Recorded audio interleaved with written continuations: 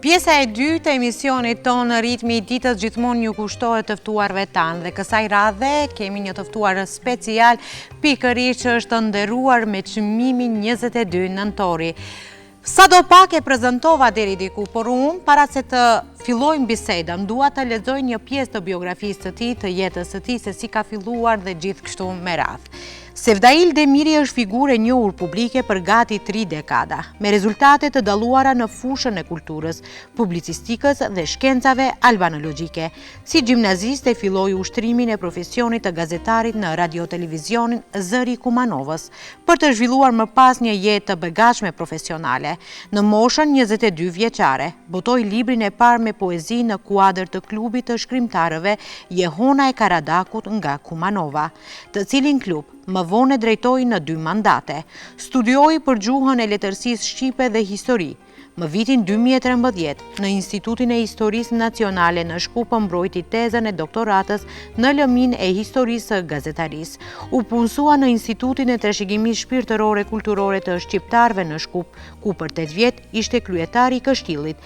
dhe me punë e përkushtim arriti deri te titulli i fundit akademik, këshilltar, shkencor, profesor ordinar. Ligjeroi në një ndër kolegjet në Prishtinë, në Universitetin Nën Tereza në Shkup dhe në Institutin e Trashëgimisë Shpirtërore Kulturore të Shqiptarëve në Shkup. Demiri është autor ose bashkautor i mbi 15 veprave të vlerësuara lart nga kritika profesionale, ndërsa në përduart e tij deri më tani kanë kaluar procesin e redaktimit e recenzimit mbi 300 libra e botime të ndryshme. Ka marrë pjesë si organizator ose referues në 10 aktivitete letrare, kulturore, shkencore, ku shpërblye më shumë çmime e mirënjohe. Sot kemi kënaqësinë të bisedojmë në studio pikërisht me profesorin Sefdail Demiri, ku tani më këtë vit është nderuar me çmimin shtetëror 22 nëntori. Mirë se erdhët i nderuar në emisionin e Ritmi i ditës. Mirëmëngjes dhe mirë se u gjeta. Përshëndetje për ju dhe gjithë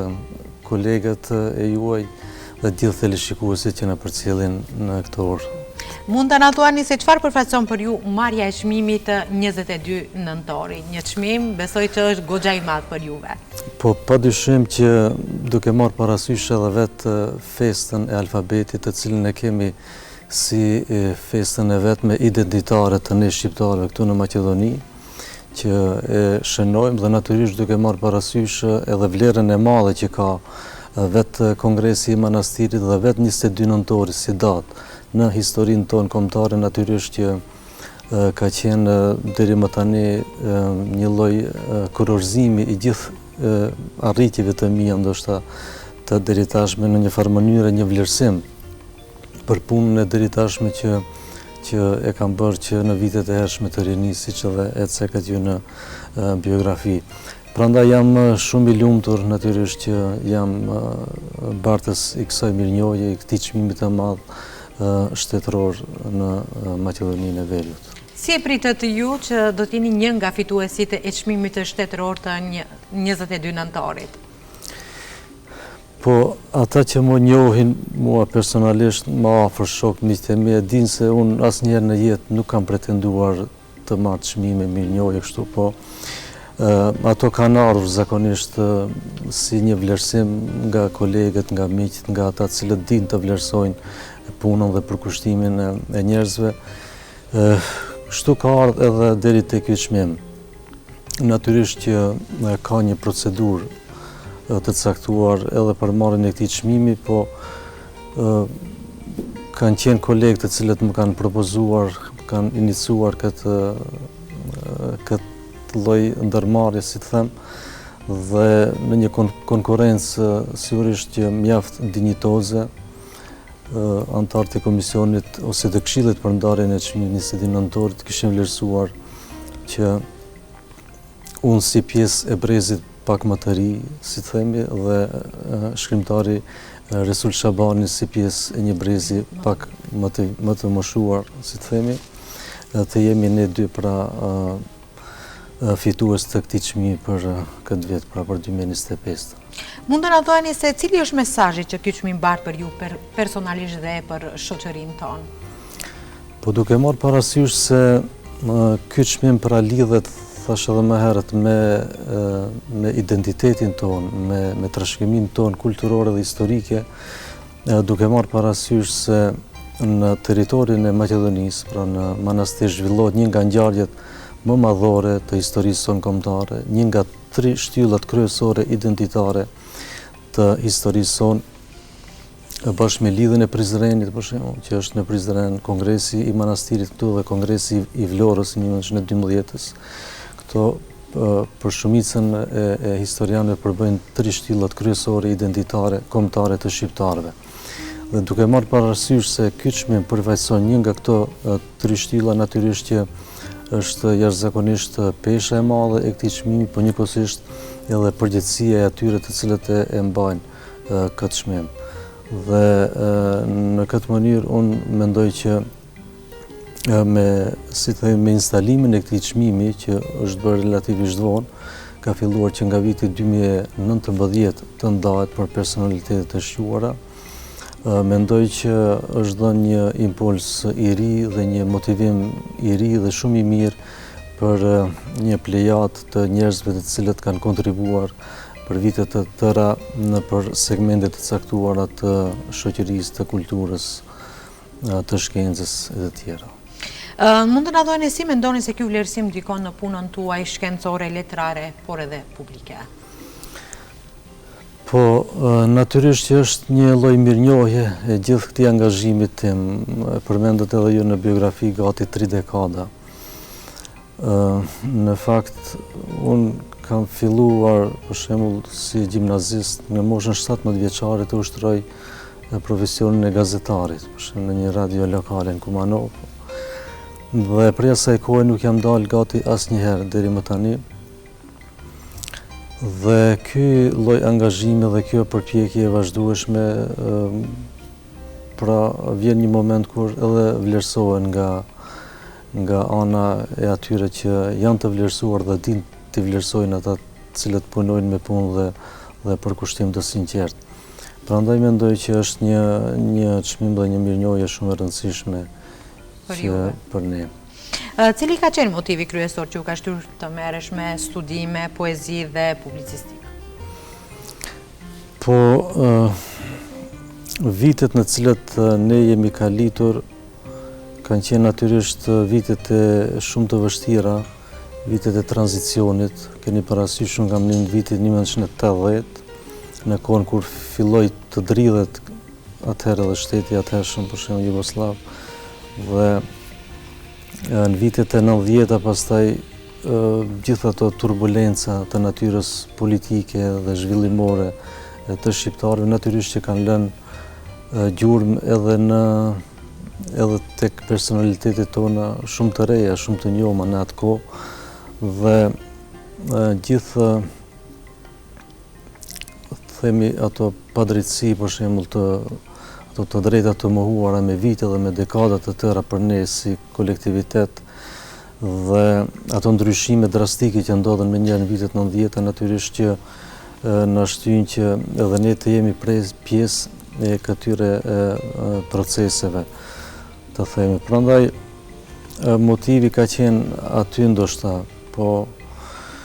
për shembull në vitin 92, si 12 vjeçar kam botu poezinë e parë në revistën Gëzimi, që ka qenë revistë shumë e rëndësishme atëherë e botës fëmijëve, por menjëherë në vitet 90-ta filloi pastaj të merr edhe një fizionomi krejt të re, më të hapur dhe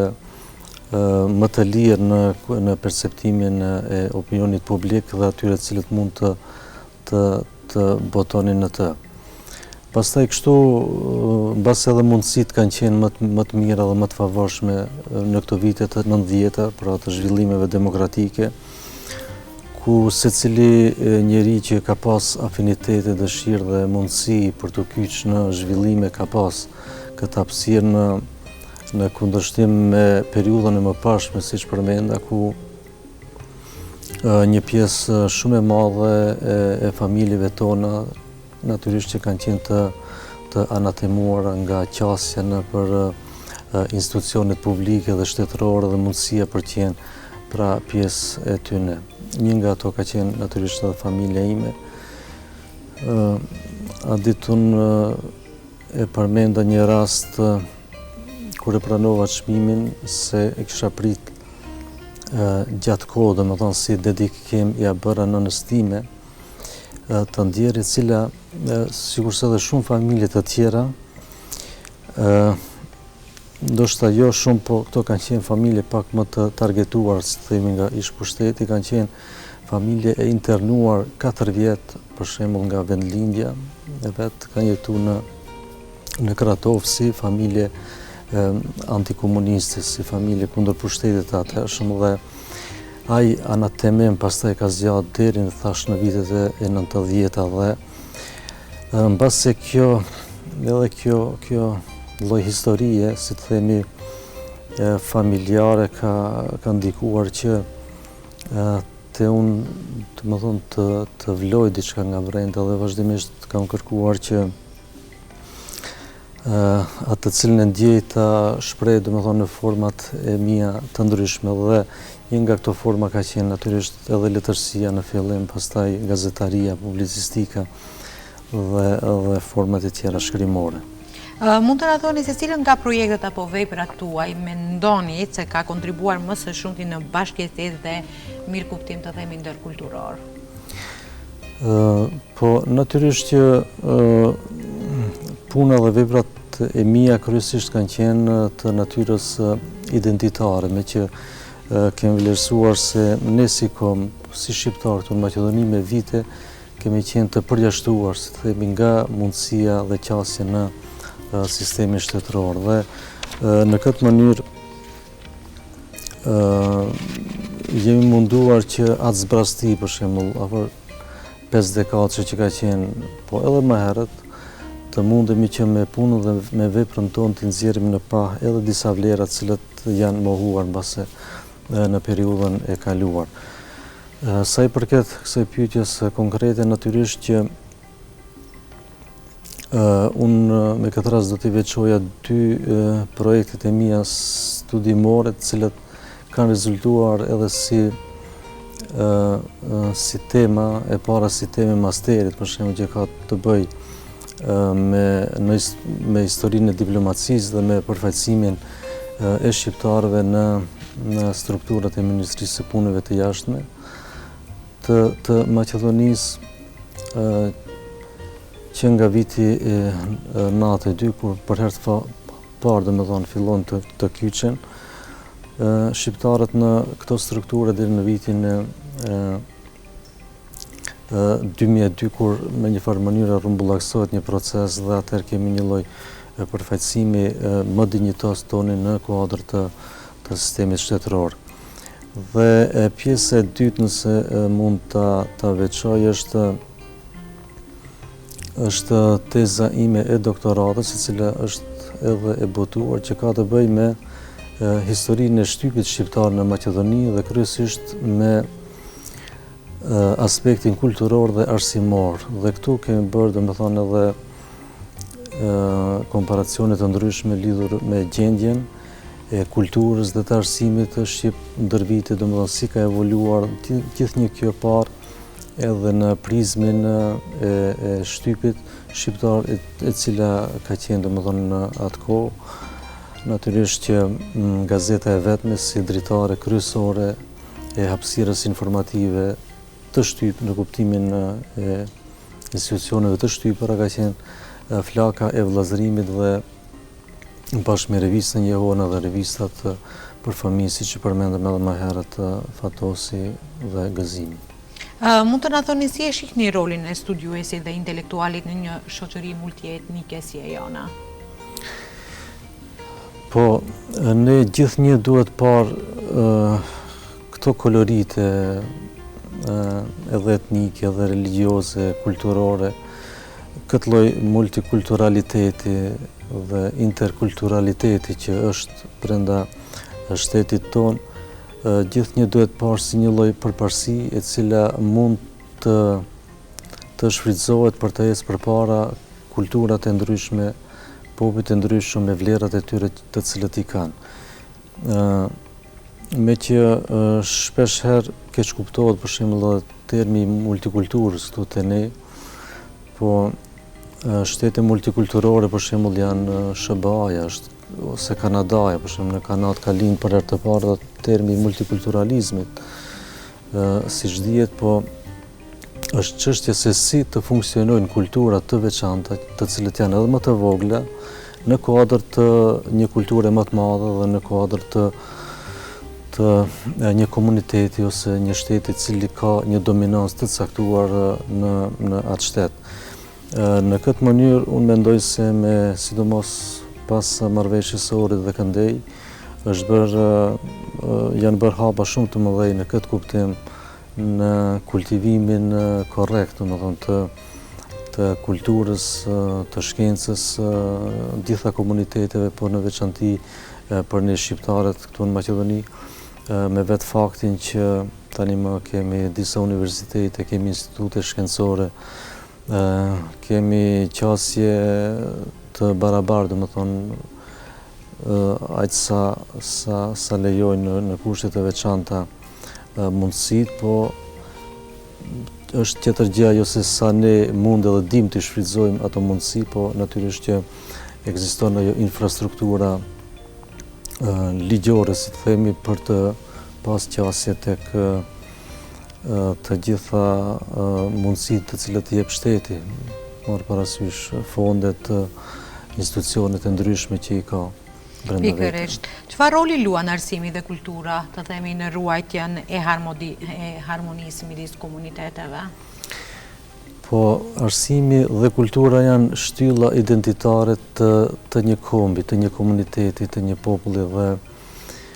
natyrisht që këto kanë një rëndësi të jashtëzakonshme në ruajtjen dhe kultivimin e atyre vlerave të trashëgimisë tonë kulturore. Natyrisht që pa arsim dhe pa kulturë një popull është hiç gjë, domethënë nëse ai nuk arrin që ta zhvillon përmes arsimit edhe kulturën, edhe shkencën e tij, atëherë ai popull është i shtrënguar dhe të zhduket nga hapësira. Prandaj në këtë kontekst unë mendoj se mundësitë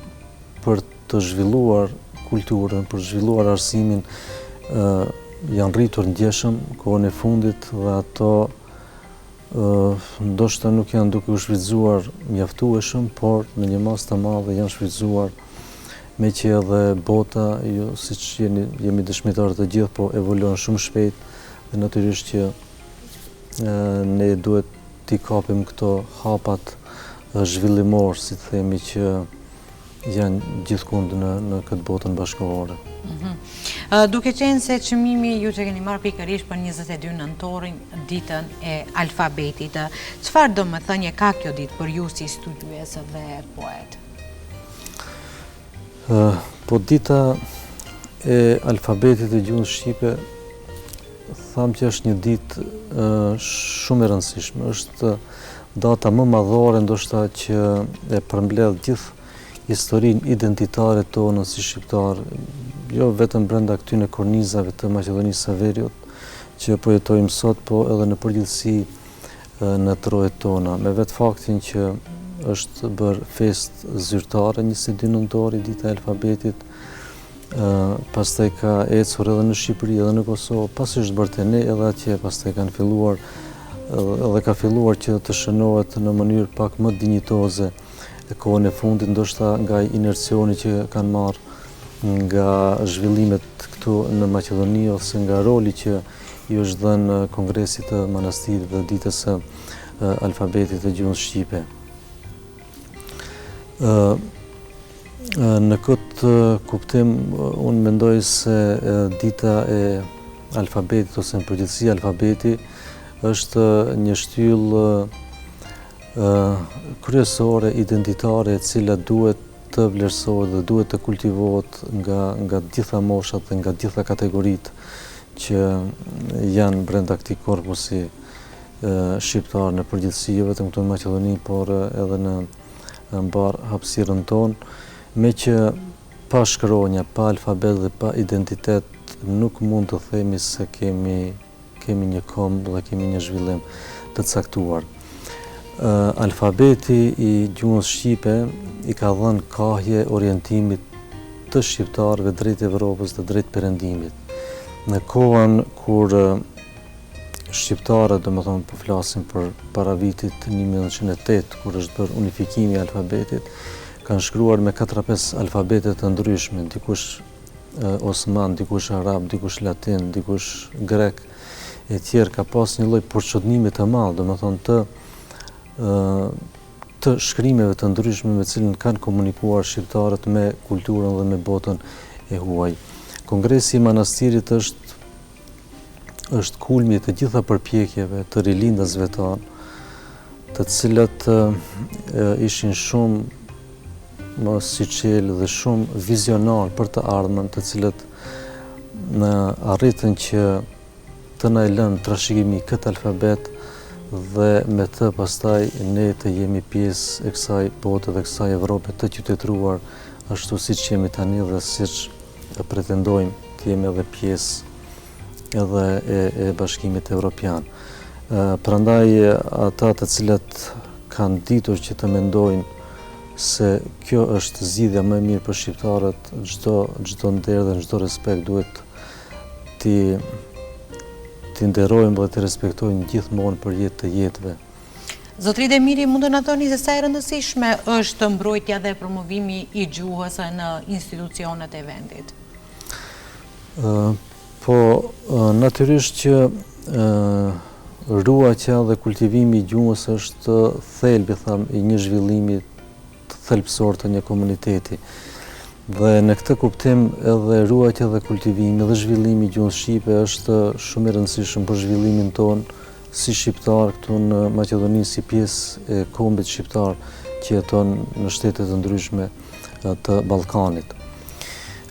Tani, për fat të mirë, ne kemi disa universitete ku ka katedrë të gjuhës dhe të letërsisë shqipe. Kemi Institutin e Trashëgimisë Shpirtërore dhe Kulturore të shqiptarëve, brenda të cilët ka një departament të gjuhës shqipe. Pastaj kemi Agjencinë për zbatimin e gjuhës shqipe, apo siç njihet e gjuhës që e flasin mbi 20%, që ka mbet një formulim kështu formal, inspektoratin për përdorimin ose për zbatimin e gjuhëve etj. Pra kemi një sër institucionesh të cilët janë shumë të rëndësishme për ruajtjen e gjuhës shqipe. Natyrisht që ka mbet edhe pak punë për të bërë që gjuha shqipe të jetë gjuhë zyrtare me të gjitha nishanat të cilat duhet t'i ketë si gjuhë bashkë me gjuhën maqedonase. Po mendoj që kjo është edhe pjesë ndoshta më tepër edhe politikës, po kur t'i vjen momenti i dur, sigurisht që do të bëhet edhe kjo. Mund të na thoni se çfarë duhet bërë më shumë për të ruajtur trashëgimin ton kulturore në rrethanat e globalizmit? Po, globalizimi natyrisht që sa i ka të mirat e vete, i ka ashtu edhe ato pasojat, mund të themi edhe negative, cilat i bart, për shkak se ne po flasim për ruajtjen e gjuhës anëtare, gjuhës shqipe, ndërkohë që ka gjithnjë më tepër fëmijë, ka nxënës të cilët mes vete komunikojnë për shembull në gjuhën angleze. Dhe kjo është natyrisht në një anë është sa mund të jetë mburrje për shkak se ata tani aftësohen për të qenë qytetar të nderuar të gjithë botës, me gjuhën angleze mund në gjithë botën të shëtisish dhe të kesh qasje në çdo lloj institucioni apo vendit thënë. Po natyrisht që kjo pastaj në si kundërpeshë kësaj mund ta cenoj edhe e gjuhën anëtare. Prandaj është shumë e rëndësishme që gjuha të kultivohet që në djep, si thuhet, që në familja aty ku lind, brenda shtëpisë, brenda familjes, sado që jetojnë një pjesë shumë e madhe e jona e shqiptarëve jashtë vendit, për atje ku për çdo ditë ballafaqohen, por sa e kalojnë pragun e shtëpisë, ndeshin me një gjuhë të huaj, brenda shokëve, brenda shkollës e të tjerë. Është shumë e rëndësishme që kjo gjuhë e bukur të cilën na kanë lënë trashëgim të parët tanë që të kultivohet së pari brenda familjes. Pastaj vjen institucioni shkollë. Brenda shkollës është shumë e rëndësishme që të kemi mësues të përgatitur të gjuhës, të cilët do t'u ambjellin nxënësve dashurinë për gjuhën e bukur shqipe. Dhe në gjithë ciklin e zhvillimit, pastaj të arsimit fillor, të mesëm në fakultete, natyrisht që gjuha është pjesë e përditshmërisë. Dhe me që u përmend edhe globalizimi dhe arritjet që janë të botës bashkëkohore, ne këtu kemi parasysh se kohën e fundit një revolucion shumë i madh është që ka bëhet për shembull me inteligjencën artificiale. Edhe sa mendojmë që mund të na rrezikojë në një farë forme, mund shumë profesione ti shtri për tokë, kështu më thënë. Po është me rëndësi që të përdoret ana pozitive e kësaj, për shembull. Për shkak se përmes shkrimit që mund të gjenerohet nga inteligjenca artificiale ose forma të tjera, ato na mundsojnë për shembull që ne të përdorim një gjuhë me standard, një gjuhë të drejtë. Nëse e kërkon një tekst, për shembull në chat apo ku e di, ajo ta nxjerr gjuhën pa gabime. Në kundërshtim me periudhën e deritashme, ne jemi dëshmitar për shembull jo vetëm gjuha e folur, por edhe ajo e shkruar që ka devalvuar shumë, madje edhe në media fatkeqësisht. Po sidomos në rrjetet të ndryshme sociale ku është përdorur dhe edhe më tutje vazhdon që të përdoret një gjuhë jashtëzakonisht e përçudnuar, si themi, shqipe, dhe mendoj që nëse jo gjithçka, domethënë në këtë sferë, këto elemente pozitive për shembull që na jep teknologjia, që na jep inteligjenca, që themi, të përdoren paktën për të bërë korrigjime të teksteve tonë, të gjuhës tonë, që të mësojmë pak më tepër për gjuhën tonë, që të kemi mundësi që ta kultivojmë edhe më tutje në mënyrë më të drejtë dhe më të duhur. Më të duhur. Mund të na thoni se çfarë këshillë do t'ju jepni të rinjeve të cilët të duan që në të ardhmen të miren me rrugën e studimeve dhe letërsisë? Po, çështja e krijimtarisë letrare, çështja e studimeve, natyrisht që nuk lidhen me gjithë komunitetin, po ato janë si të themi, afinitetet të veçanta që e kanë një pjesë e njerëzve, dhe ata të cilët vërejnë se kanë dëshirë dhe kanë përkushtim të veçantë ndaj këtyre sferave, është mirë që të thellohen më tepër në këto sfere, qoftë në krijimtari letrare, artistike, apo në veprimtarinë e tyre shkencore, dhe këshilla, nëse mund të themi, është që ata të punojnë me përkushtim dhe me zell, të jashtëzakonshëm, në mënyrë të palodhshme, mos ta shikojnë në fazën e parë, sidomos se kam vërejë që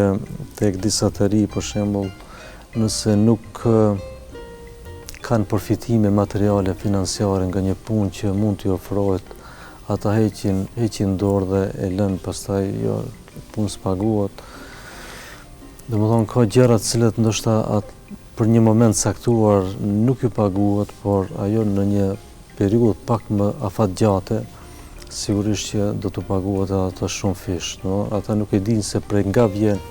ai vlerësim edhe ajo pagesë, kushtimisht them, me një periudhë më tjetër. Prandaj jo gjithçka duhet parë në prizmin material, financiar, po gjithnjë duhet të punohet me përkushtim, me zell, për atë të cilën ata e duan dhe dëshirojnë që të ecë përpara si kauzë e tyre, si qëllim i tyre jetësor. Dhe në fund, zotëri Demiri, mund të na thoni se cilët janë projektet që do doni ti realizoni vitet e ardhshme? Po, në rrjedhë tani është një projekt, për shembull në Institutin e Trashëgimisë, ku jam edhe bartës i projektit për trashëgiminë kulturore dhe shpirtërore të shqiptarëve, tani është e anës së Kumanovës, ku jemi duke mbledh të dhëna të gjuhës, të dialekteve, të frazeologjisë, të historisë e tjerë. Dhe në vijim natyrisht që do të vazhdoj ky çmim është edhe motiv shtesë për të punuar edhe më tepër në ato sfera të cilat unë i kam detektuar se janë shumë të rëndësishme për në të ardhmen, një gjë që mendoj që duhet të delë si rezultati një studimi pak më të thelluar, do të jetë një histori e shtypit shqiptar këtu në Maqedoni, një punë të cilën e kam nisur në disa faza më herët, po viteve në vijim shpresoj që do ta përfundoj dhe do të jetë një studim shumë thelbësor dhe shumë origjinal dhe i rëndësishëm mendoj për historinë e shtypit shqiptar këtu në Maqedoni. Ju faleminderit edhe një herë që ishit pjesë e emisionit Ritmi i ditës. Shpresojmë që në të ardhmen pse jo mos të mirni dhe çmime tjera. Ju përgëzoj për çmimin, shpresoj dhe besoj që është një çmim shumë domethënëse, secili prej nesh do të kishte dëshirë për të marrë një çmim aq të madh, pse jo kur bëhet fjalë pikërisht për ditën e alfabetit. Ju faleminderit edhe një herë. Faleminderit shumë për respektin dhe për nderin që më bët me këtë ftesë në studio. Ju dëshiroj shëndet dhe suksese, ju edhe gjithë shikuesve. Faleminderit.